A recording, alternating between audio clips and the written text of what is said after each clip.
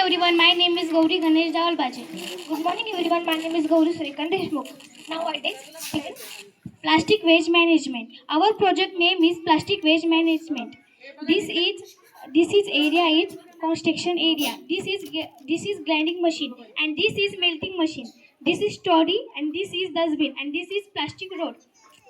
मी तुम्हाला सांगते की आपण काय करतो, सिमेंटचा रोड वापरतो, बरोबर आहे. तर आपला जो रोड असतो तो लवकर कमकुवत होतो, म्हणजे काय होतो, खराब होतो 1 किंवा 2 वर्षामध्ये.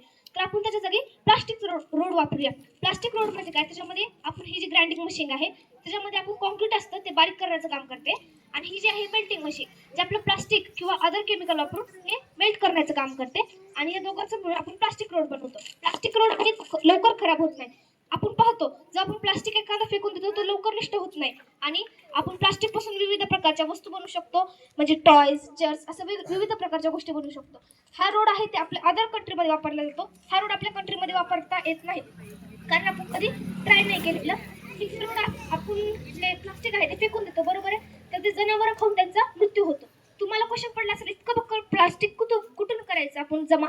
तर शासनाने एक हे काढलेलं आहे योजना, की त्याच्यामध्ये सांगितलेलं आहे की जे आपलं रोज दररोज आपल्यासमोर एक घंटा गाडी येते, त्याच्यामध्ये 2 प्रकारचे असते, एक सुका कचरा आणि ओला कचरा. त्याच्यामध्ये आपण प्लास्टिक जमा करतो. तर ते प्लास्टिक आपण हे रोड कन्स्ट्रक्शन म्हणजे प्लास्टिकचा वापर बनवण्यासाठी वापरू शकतो.